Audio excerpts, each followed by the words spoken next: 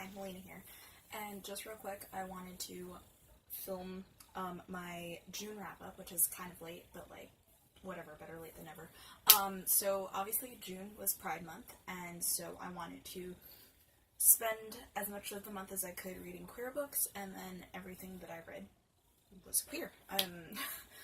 That's pretty much the synopsis for that. So yeah, I read lots of good things. I read 8 books. I gave 3 of those 3 stars, 2 of those 4 stars, and then 3 of those 5 stars, I believe. I don't do it in order of star rating, though. I just do it in order of how I read them. So the first book that I read in the month of June was Like and Subscribe by J. Bell.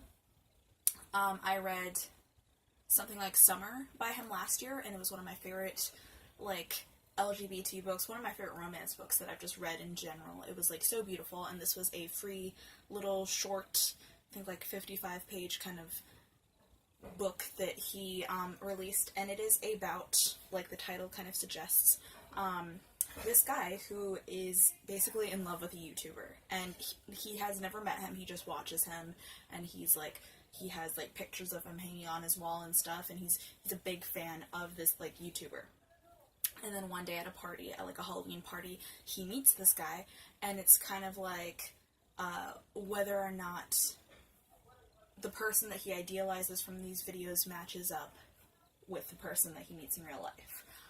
It was really fun. I gave this a 4 out of 5 stars. I enjoyed it, obviously, since it was really short and there wasn't enough fleshed out kind of character development. I didn't like it as much as something like Summer, which was like a full-fledged novel, but I did still really enjoy it, and I definitely still want to check out more stuff by J. Bell.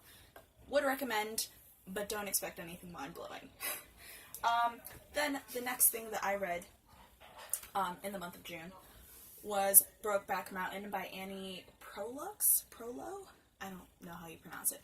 But obviously this is a very popular story that was like a little short, again I think it's like 50-something pages, like 55, 56 pages, of a book that got turned into a very famous gay movie about cowboys. My issue with this, like, I did tab quite a few things for such a short book, and I actually really love that I got the movie cover. I gave this a 3 out of 5 stars. My issue with it was I wasn't really into the writing. It felt too simplistic and too kind of tangent-y, if that makes sense, especially for something so short, that I felt like it was spending more time describing stuff rather than delving too much into the emotions of the 2 main characters, which frustrated me because if it's going to be that short, I mainly love character-driven things and things that focus on the emotions of the main couple, especially if it's a romance. So, like, I still really enjoyed the story element of it, and I enjoyed kind of, like, the outline of it, like the broad strokes, the main imagery thing of it, which makes me think that if I seen the movie, I would actually really love it, and why it translates so well to film and people prefer the movie.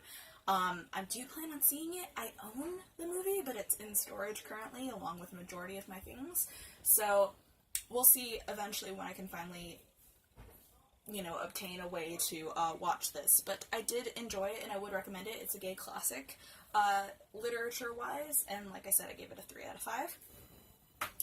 Next, we have another ebook, and let me pull it up real quick. It's actually my favorite thing that I read in the month of June. It is called Taxes and TARDIS by N.R. Walker, and it is basically a short male-male romance, which I love the cover of this, by the way, about this guy who's a very, like, gruff, like, handyman kind of dude who goes into this, like, building to get his taxes done and all of that stuff, and then he meets this, like, nerdy British guy, who I kind of pictured as, like, Wesley from, like, the whole Buffy Angelverse. And it's a very just purely charming, fluffy romance about these 2 guys falling in love, and the title is because the one guy who does the taxes for the other guy, he's very into nerd culture, he's very into Doctor Who, and all of that stuff, and it's just kind of like a quintessential romantic comedy movie, but in book form, starring two guys. It was so precious, it was so pure. I would love to see like a novella or a spin-off of some sort with like more so with these characters, or at least to read more from this author, because it was definitely like the happiest queer thing I've read in a long time besides Simon. And I loved it. I definitely would recommend. I think it was like 99 cents or something. It might have gone up in price since I bought it, but I definitely think it's worth the purchase and it's worth the read. And it was just so cute. And it does have some steamy scenes, like for people who might not be into that. And I did think that those were really well done as well, and it was just a really good couple. I'm not really saying the names of a lot of these characters because I've read so many, like I read 8 books in June. It's mid-July, and I've been reading other things since then, and it's just hard to keep names in there. But I really love this one, and I gave this a 5 out of 5 stars. Next. See, we're going through it semi-decently in speed. I read Giovanni's Room by James Baldwin. Again, this is a gay literary classic, and it's something that, like, I've had for a while on my shelf, I think, like, for a year or two, and I never got around to it, and I figured this is the time, especially since it's so short. I did tab a lot of things. I ended up giving this a 3 out of 5 stars, because I kind of had, like, weird conflicting emotions when it came to these 2 books, because they're very revered, like, classics that people very, like, they appreciate the story, and the story is very famous and whatnot. My problem with Brokeback Mountain was that I didn't care for the writing, but I love the story and the characters. Here, it's kind of the exact opposite. The story was very messy and kind of just hashed together. At one point there was a very, like, weird, toxic kind of love triangle element going on, and I get it. It's a product of its time. It's dealing with homosexuality in a time where there was not any discussion of it. There wasn't any books out about it. Like, this was one of the first, and that's why it's so famous. It is about these 2 men. One of them, I forget his name, and I'm hoping it'll come to me. Well, okay, it's this guy. And he meets this guy named Giovanni when he goes to France, I believe. Yeah, Paris, yeah. And they meet in this, like, bar, and they start this romance from there. And it's a very toxic romance. And it's very interesting because everyone in this book practically is a terrible person in one way or another. They're all extremely flawed characters. They're all very interesting because of how flawed they are. Like, but the romance is really toxic. It starts off cute, but you can't really root for it too much because of how shitty things turn out. But the main thing that, like, was, like, the saving grace of this book, that, like, if it wasn't for it, it would have gotten at least, like, a 2 or something, was the writing. This was probably one of the most gorgeously, like, lyrically, very lush, written books that I've ever read. Everything that was described, like, it was, like, one of those things where it went off on a lot of tangents describing, like, the streets and the people on the streets and the different kinds of music and food and stuff, but it was all very entertaining and fun to read because it was nice how everything was described, if that makes sense. So yeah, I was really into the writing of it, and I definitely want to read more by James Baldwin. As for the gay rep and all that stuff, obviously it's a very queer novel. All of the characters in it are either gay or bisexual, but it's a toxic romance filled with a lot of toxic people doing toxic things, but it's beautifully written. I would still recommend it, simply for the writing alone. Just know that nobody's a good person in this thing, practically. Okay, that one took a little bit longer, but we're 4 down. We have 4 to go. Another one that I rated 3 stars, the last one that I rated 3 stars, and it's kind of, I don't know if I should have rated it lower, because I do plan on unhauling this now. I was just keeping it around so I can review it, and that is Empress of the World by Sarah Ryan. This is one of these things, I've been doing this thing where I go on Goodreads on my TBR, organize it by date, and see what has been there kind of the longest amongst the books there. I did that like a year or 2 ago, and then I read The Sisterhood of the Traveling Pants, and I ended up loving that book, and I was hoping that I would feel the same with this. This has been on there for so long, and I think it's the only LGBT book that has been on this list, you know, that long or something. So I finally like hauled it recently, like a couple of months ago, and I got to it. It was very easy to get through. It is a young adult romance book between these two females. One of them is named Nick, and the other one is Battle. They have interesting names. And I remember reading the preview to it like long time ago when I first added it to my Goodreads, like TBR, like 5 or 6 years ago. And like the first half of this is fantastic. It's fun. It's kind of like your average YA contemporary romance, like Anna and the French Kiss-esque, because it's about a chick who gets sent to this school that's kind of for you to form your skills for whatever career you want to do in life. And it's very interesting. I liked the school setting because it's like kind of like a summer school for gifted kids and all that stuff. And it's this chick named Nick who likes drawing and stuff, and she meets this group of friends, and she meets this girl named Battle, who's like beautiful. She has like long blonde hair, and she grew up in this conservative family and stuff, and it's kind of like their romance. The first half of this book, like I said, it was great. It was fun. It was something that I would definitely reread, kind of Simon-esque, not in the same way of like the emotions or the writing, but like in that kind of similar vein. But okay, if you don't necessarily want to be spoiled for this book, fast forward until I talk about the next book or something. I'll put it down when I'm done talking about it. But I don't see the point in investing my time in romances where the main couple doesn't end up together. Like, it's fictional. It could have a happy ending, you know? But yeah, there was... Plus, I just didn't like how it happened. I feel like Battle started being very toxic and very rude, and just... she wouldn't communicate, and she just started being kind of like the worst girlfriend ever, or like the worst partner ever in a romantic relationship, and she kind of just deliberately acted like a dick to Nick, and it just was so gross, the behavior and everything. And then you're just in Nick's head as she's like really depressed after like they break up and everything, and I just, afterwards I was like, I don't see the point. Like, it was supposed to be like, oh, we're cool and we're friends after, and I think that they kind of implied that they maybe could get together in the future. Wait, no. Because there's these little cartoons that I appreciated the art, and they were interesting and stuff, but one of them kind of implied that they never speak again after they break up and stuff, and it's just, it's stupid, it's pointless, it frustrated me. I'm getting rid of it. I have yet to find, besides Afterworlds, a book, with a female, like, main romance, where I was in love with it, because I feel like, you know, keeping you a secret, stuff like that, lots of them are disappointing to me. And so it was really sad that I didn't like this one. So the thing is, the writing was good, the characters were fun, and objectively it's a good 3-star book, but the anger and the disappointment it gave me kind of makes it more of like a 2.5, 2-star book. Okay. Next, we have we have one of the only other 2 books that I rated a 5 out of 5 stars. I think this is one of my favorite things that I've read all year, but it's a graphic novel, and that is The Prince and the Dressmaker by Jen Wang.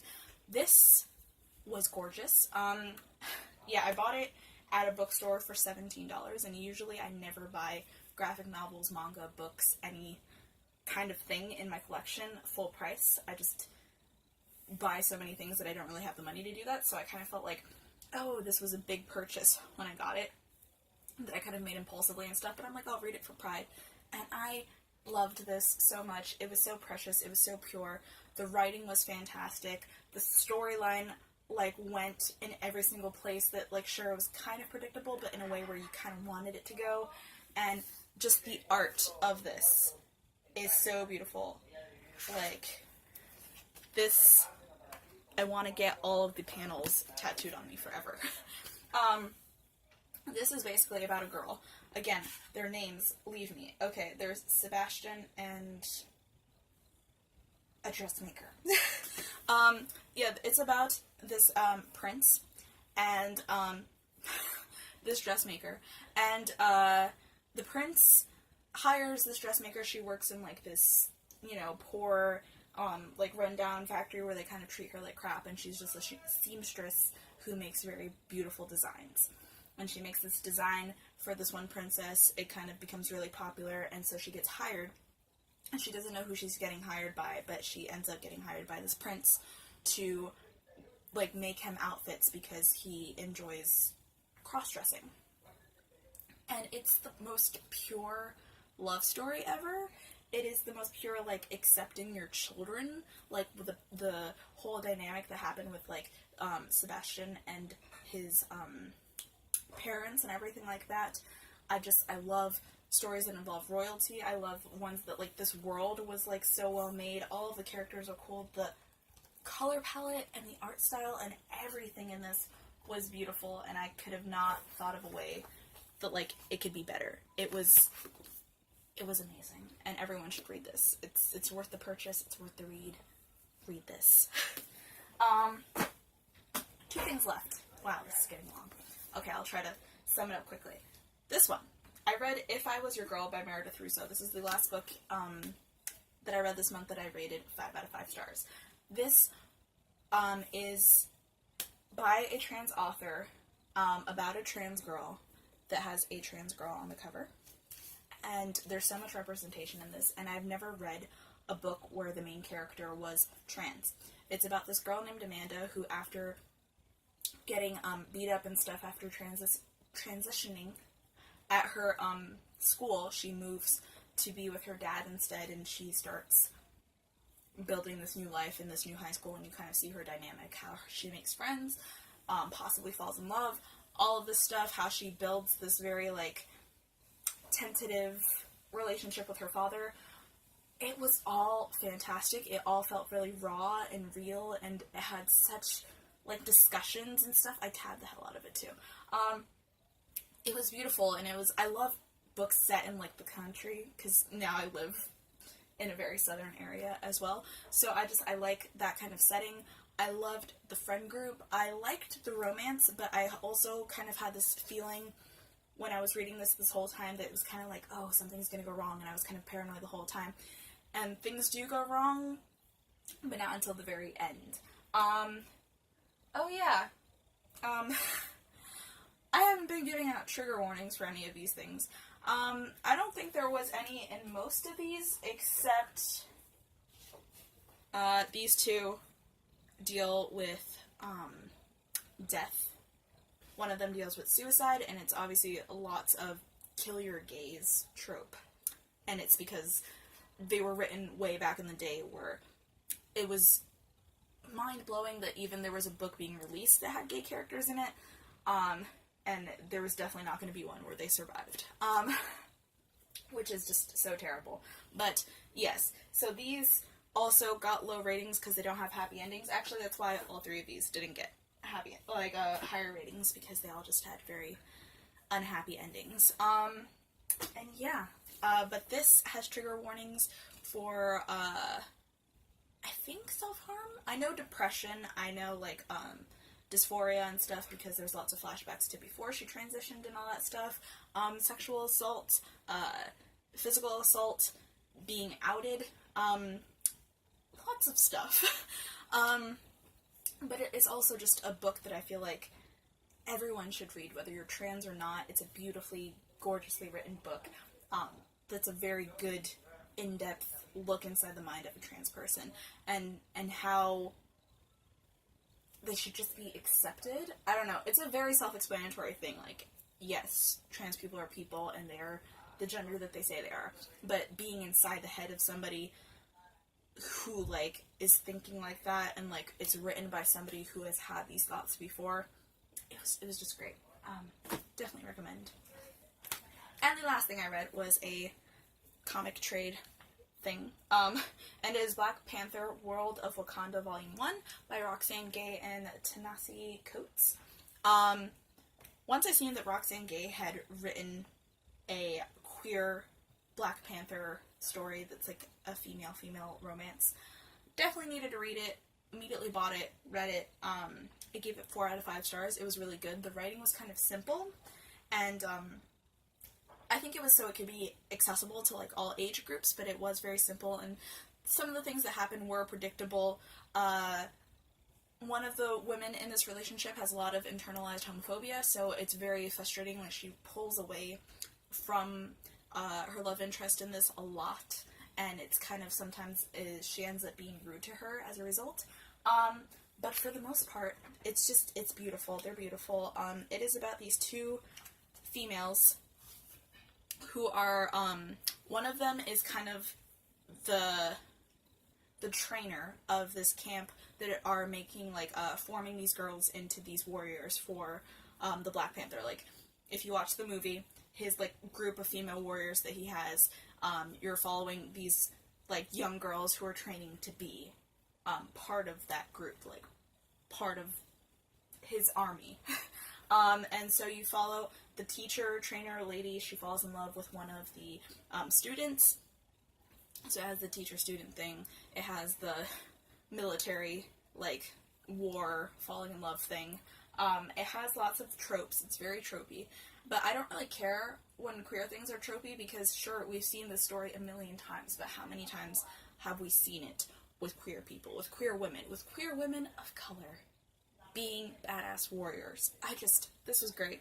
It kind of painted T'Challa, Black Panther, in a weird light to where, there was lots of negative energy around him, which I didn't know how I felt about that, because all the Black Panther comics that I read before, obviously, are very pro-Black Panther. But he was barely in this, and the women had very, interesting ways of viewing him. But yes, I did enjoy this. I definitely, if I see the second volume around, want to continue, because it left kind of like on a cliffhanger thing, and it was just a beautiful story. Would recommend 4 to 5 stars. Thank you. This ended up being long. Please like and subscribe. Bye!